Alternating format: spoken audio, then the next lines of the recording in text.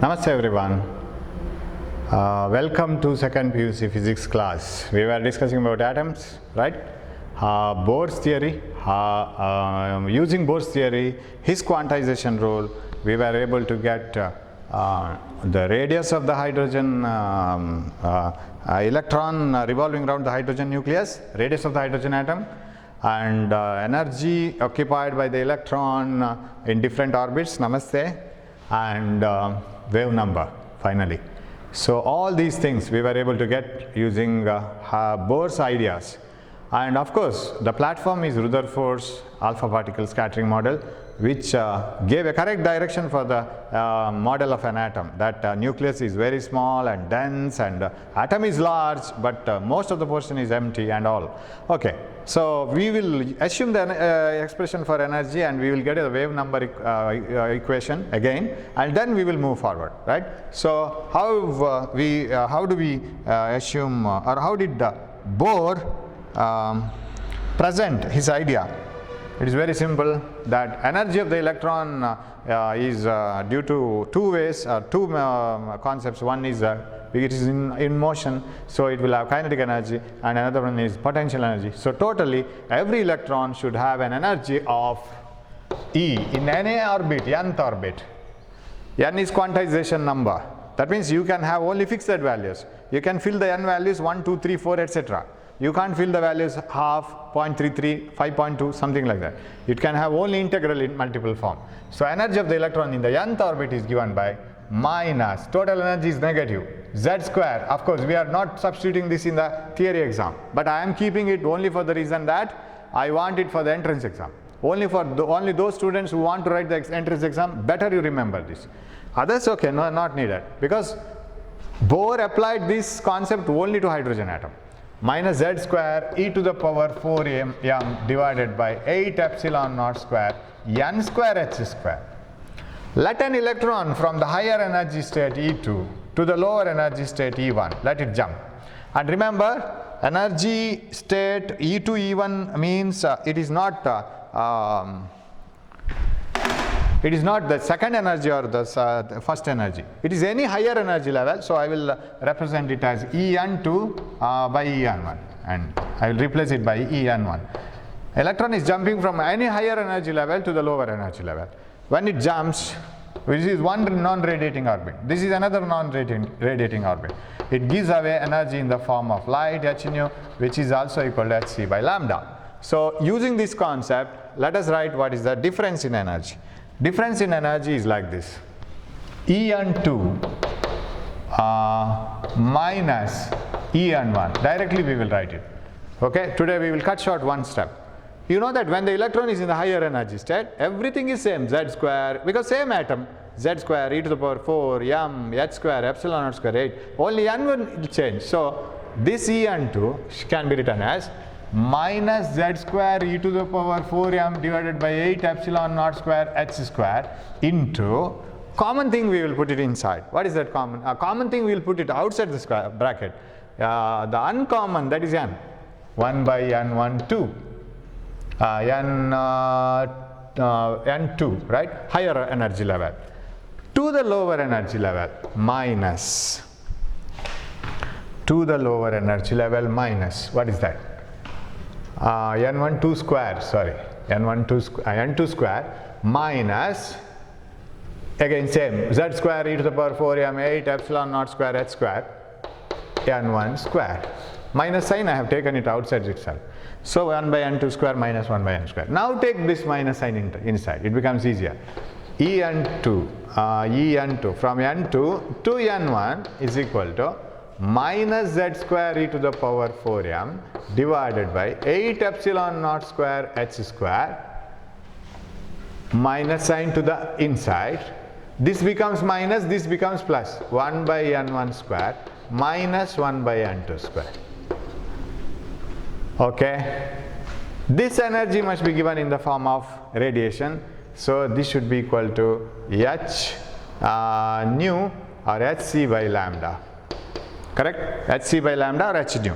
Then what is hc by lambda or h nu? Is equal to z square e to the power 4m divided by 8 epsilon naught square h square into 1 by n1 square minus 1 by n2 square. We will cut short one more step here. What we can do now?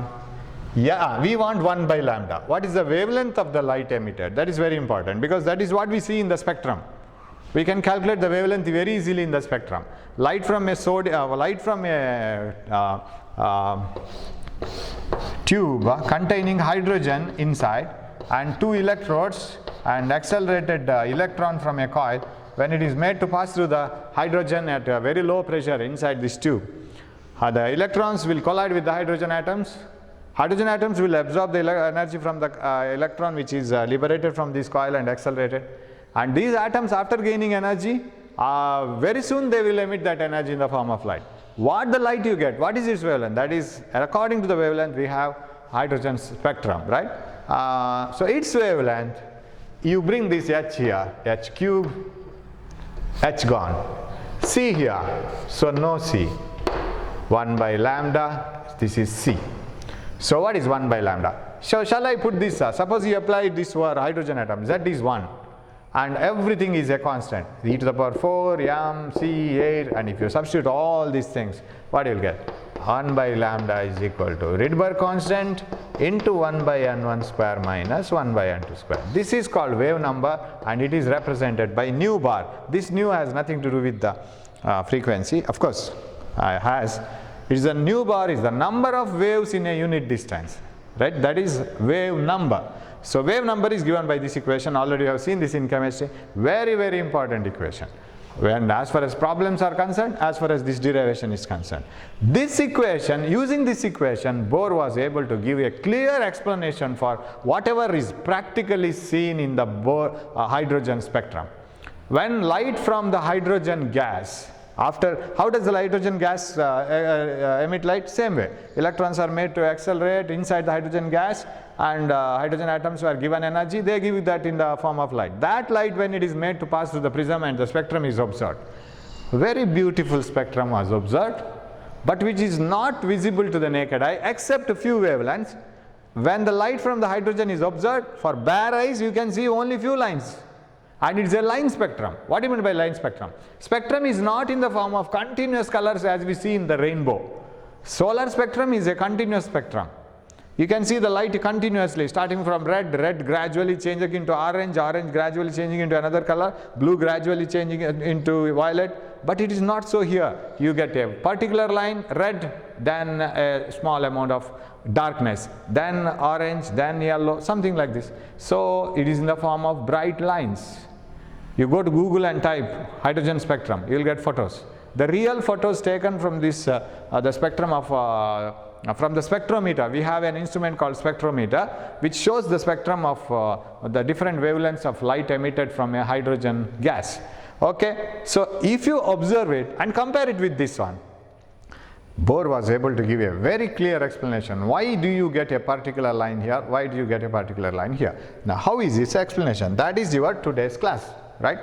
Okay, Bohr, using the energy level diagram, he puts a, so this is the equation for wave number, and by using the energy equation, E is equal to energy of the electron in any nth orbit is z square. Of course, you have to put z as 1 minus z square e to the power 4m divided by 8 epsilon naught square n square h square.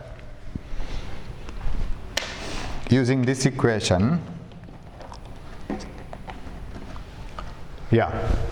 this is the energy, and z equal to 1, n equal to 1, first energy state.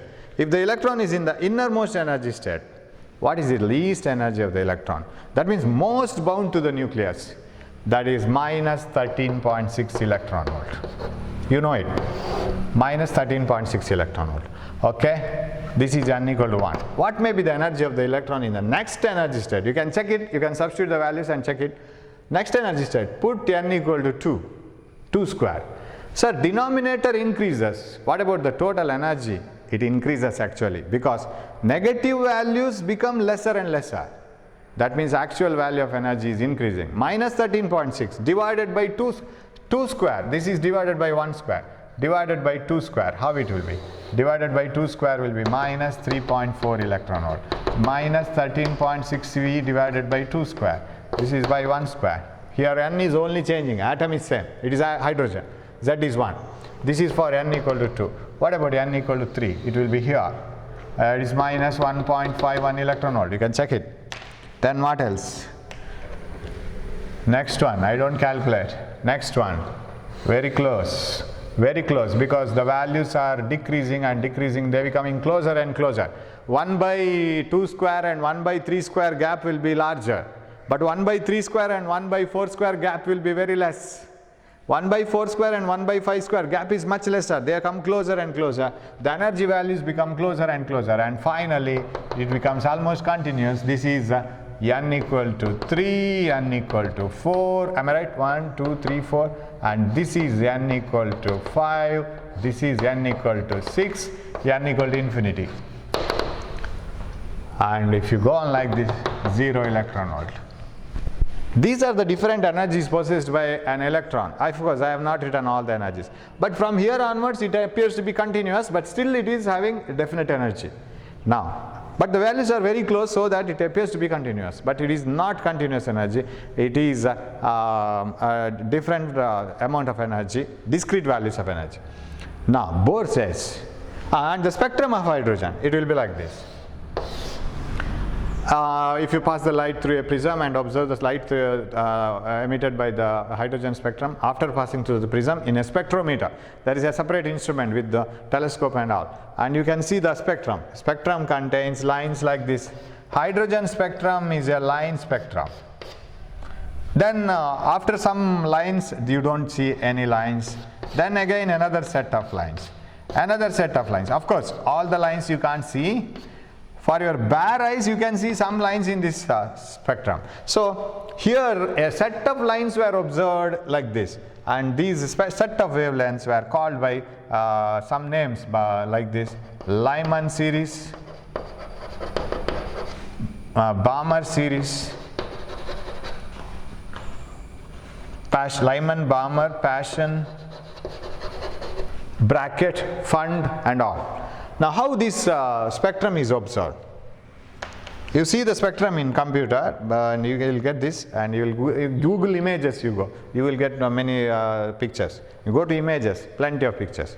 So that's how it observed, and it is like in the form of lines, not like continuous colors, like in a rainbow, right? It is in the form of lines. Now, Bohr gives the explanation like this: electron is in the ground state, say, it absorbs energy, goes to any of the higher orbits. When it jumps, it may give different values of energy depending on which is the higher energy state and which is the lower energy state. Depending on the higher and lower energy state, it gives the energy. Suppose an electron jumps to the ground state itself, N equal to 1, from any of the higher energy state, from 2 to 1, 3 to 1, 4 to 1, infinity to 1, then it is coming under Lyman series. That is why you get a set of wavelengths here, and this is Lyman series.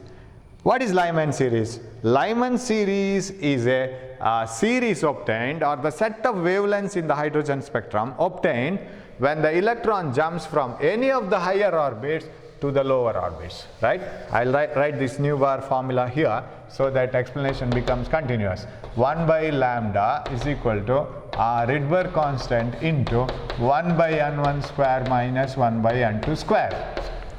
Now, if n1 lower orbit is 1 and n2 is equal to 2, 3, 4, 5, etc., any of the higher orbit, if n1 is equal to 1 and n2 is equal to 2, 3, 4, 5, any value up to infinity, then it is called Lyman series. What is the first wavelength that you get in the Lyman series? Of course, if it is from least wavelength to the most wavelength like this, okay, wire is getting, I have to turn along with the wire. If this is the least wavelength and the most wavelength, remember these are all energies. So while studying for entrance exam, you should be very careful here. Or even in the theory problem, these are the energies.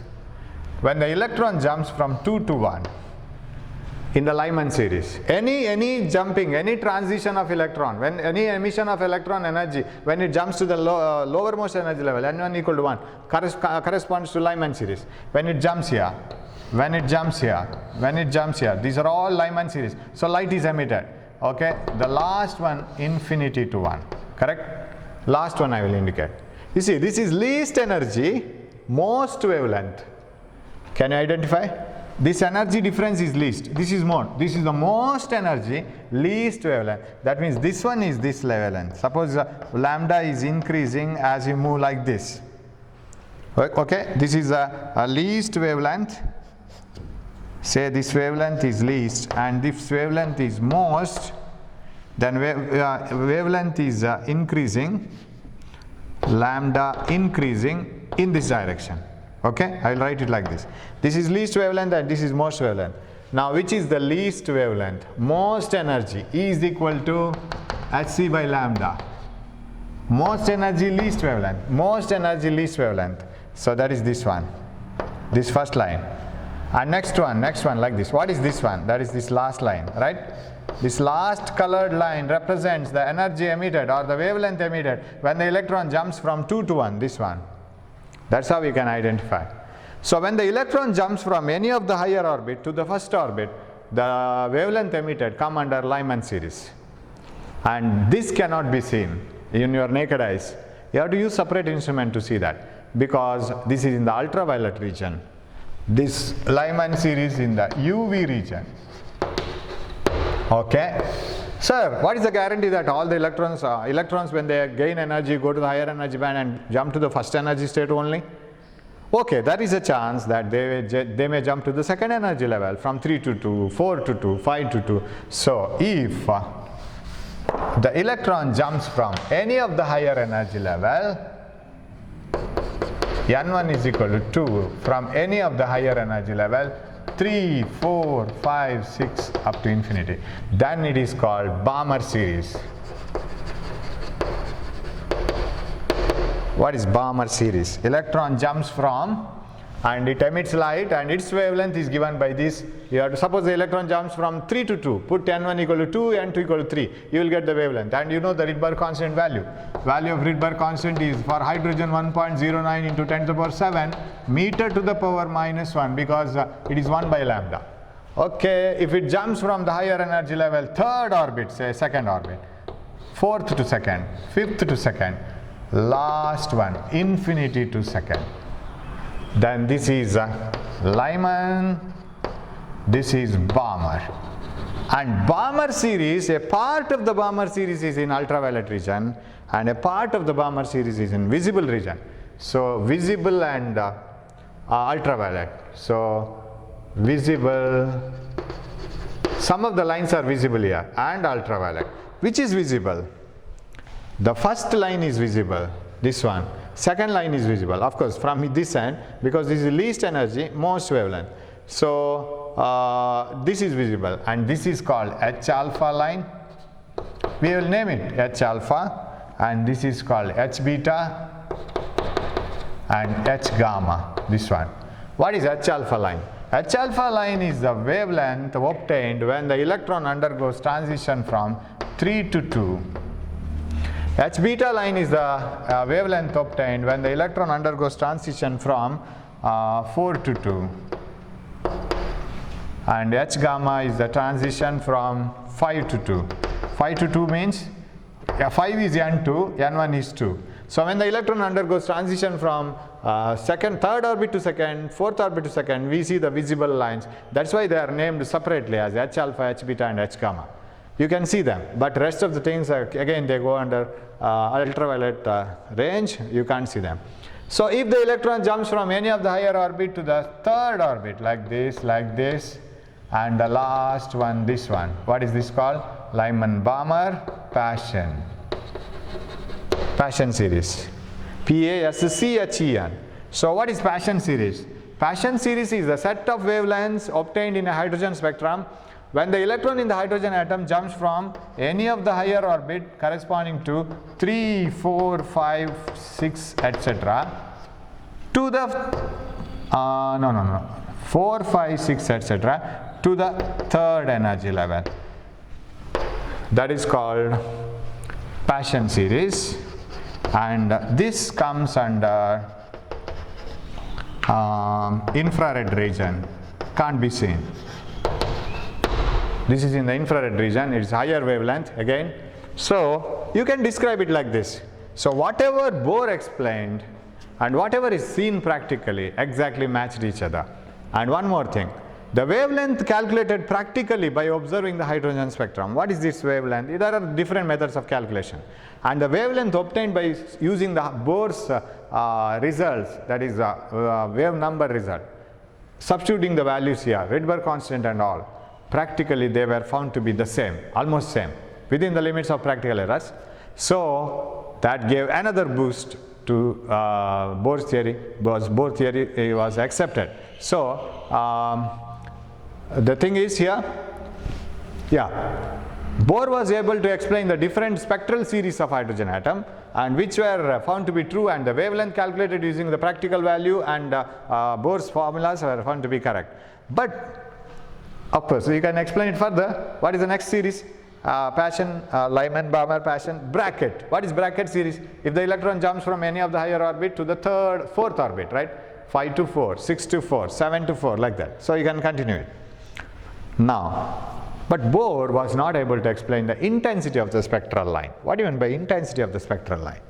If you observe the spectrum carefully, then you will find that some of the lines are very bright in this. Some of the lines are very not so much brighter. The intensity of some particular lines was very bright, and he couldn't explain this. So that is one drawback of Bohr's theory. If you are asked to write the drawbacks of Bohr's theory, limitations of Bohr's theory, first one you have to write, Bohr's theory is Bohr's theory couldn't explain the intensity of the spectral lines in the hydrogen atom. Why some lines are brighter and why all the lines are not equally brighter?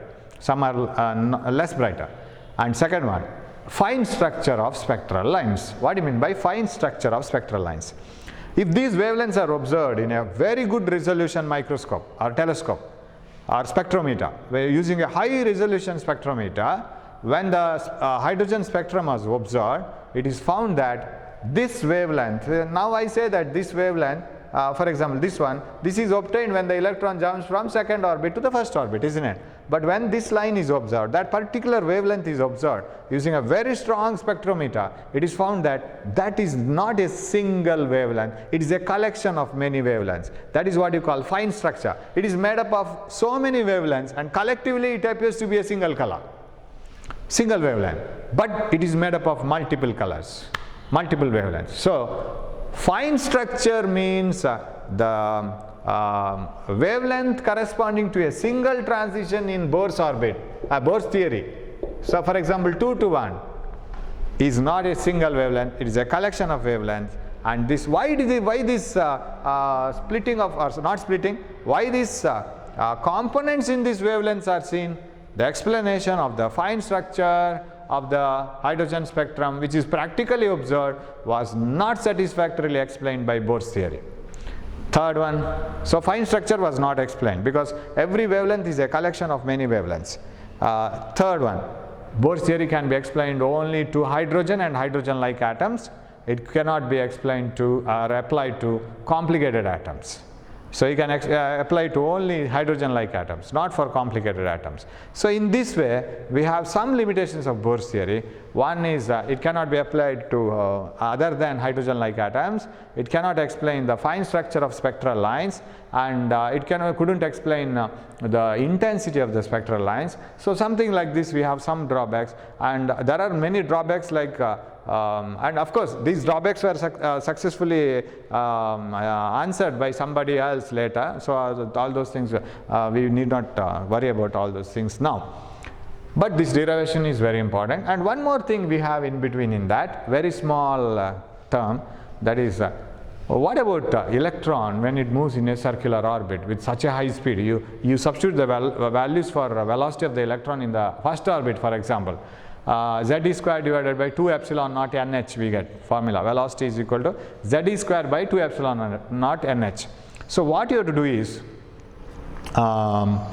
you just write all those formulas, big formulas, minus Z square e to the power 4m divided by 8 epsilon naught square n square h square.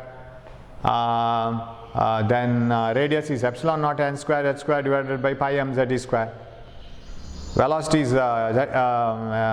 what is velocity? Epsilon naught ns divided by pi mz square. So all those formulas, write it and put it in the on a wall and try to see them, recall them every now and then. Otherwise, you won't be able to remember it till the examination. You know that electron, so take that formula for velocity, epsilon naught nh divided by pi mz square, isn't it? Velocity is epsilon naught nh divided by pi mz square. Take that formula, substitute all the values, epsilon naught, n take it as 1, h pi mz square, okay, all those things. Z is 1.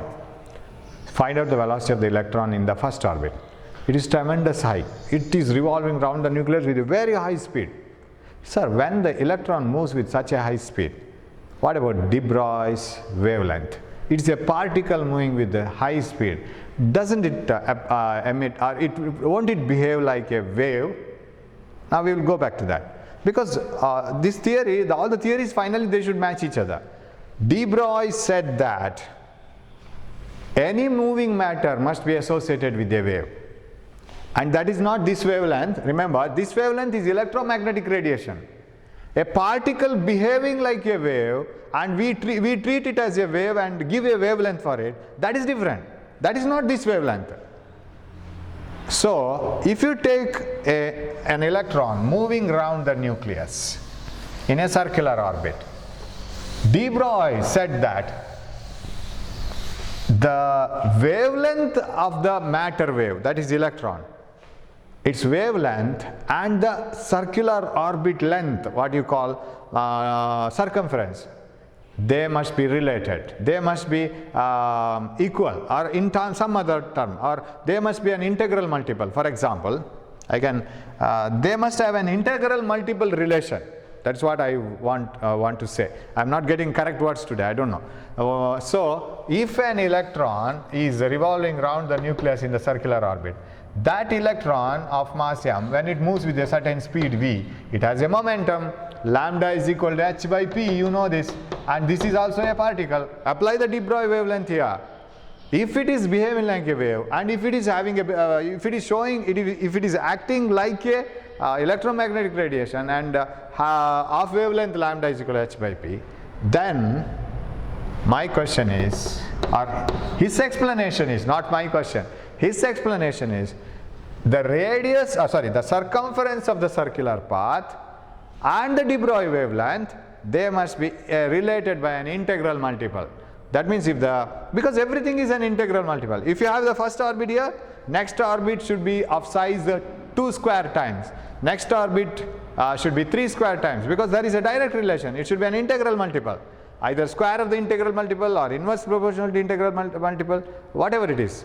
Now, he says like this: suppose an electron moves around the nucleus in the circular orbit, then if you calculate that de Broglie wavelength, and if you write a waveform like this, then de Broglie says that by the time you come here, the exact wavelength should complete. You can't have half. That means the circumference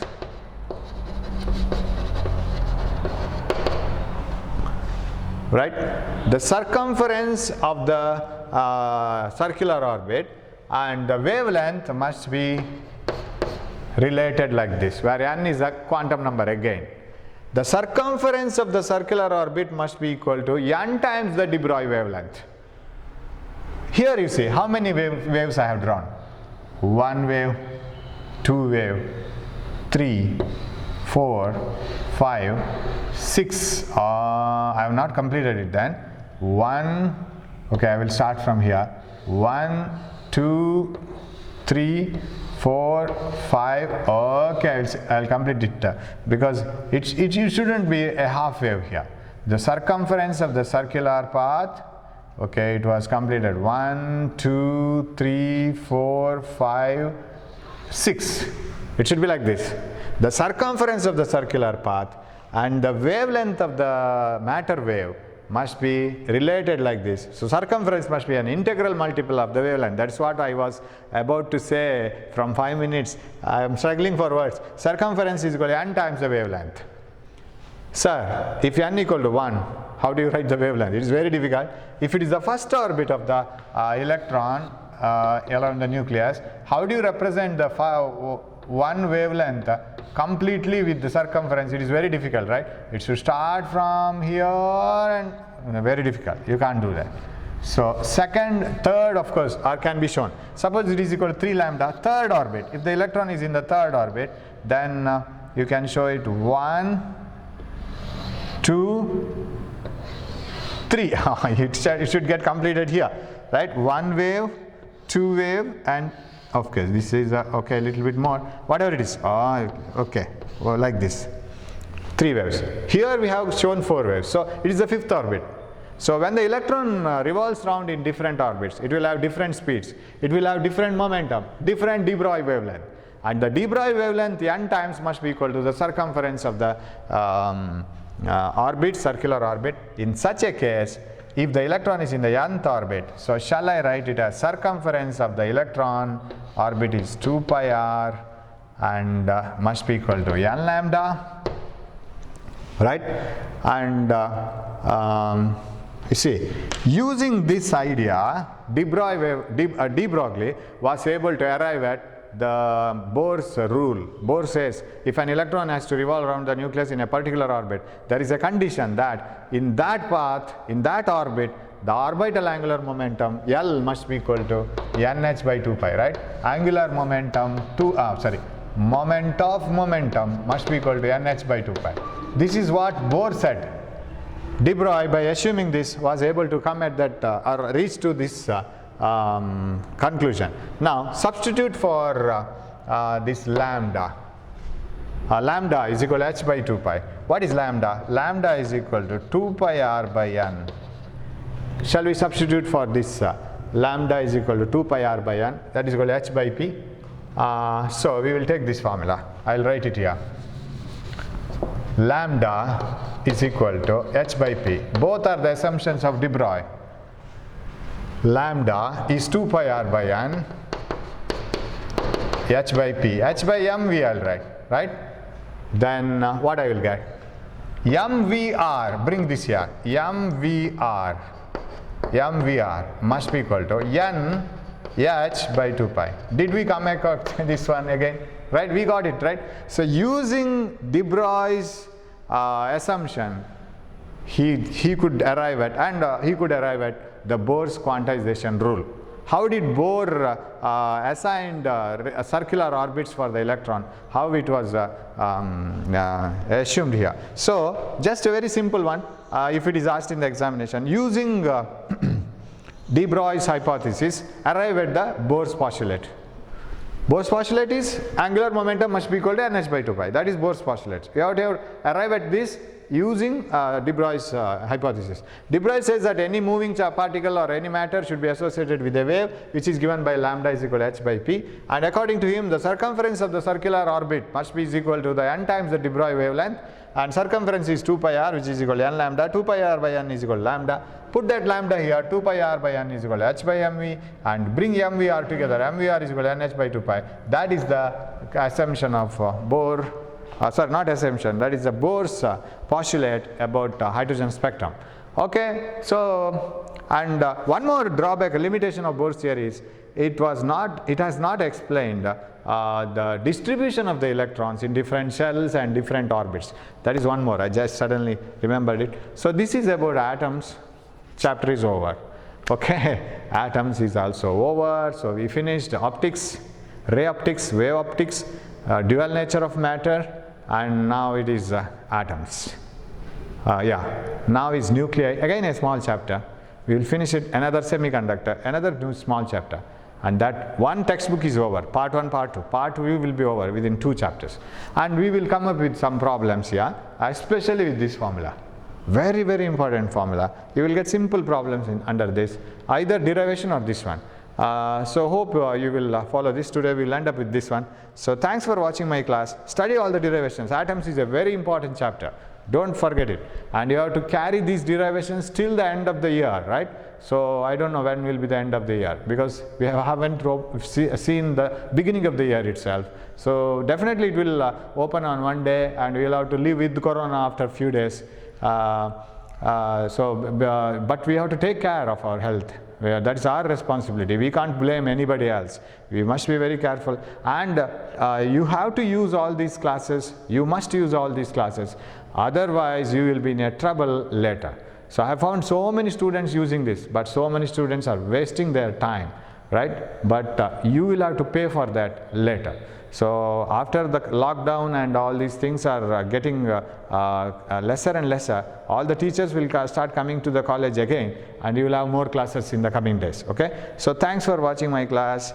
One more thing is, after the completion of this chapter, I will give you some entrance exam classes on dual nature as well as atoms, right? So during that time I won't be having any theory class. You will get some entrance exam class. So use them so that it will be a platform to go forward. Otherwise, all of a sudden, if you attend a crash course class, this class and that class, you can't cope up with that. It becomes very difficult to adjust with all those things. So try to use them. Okay, thanks for watching, and we will meet in the next class with problems. Okay, thank you.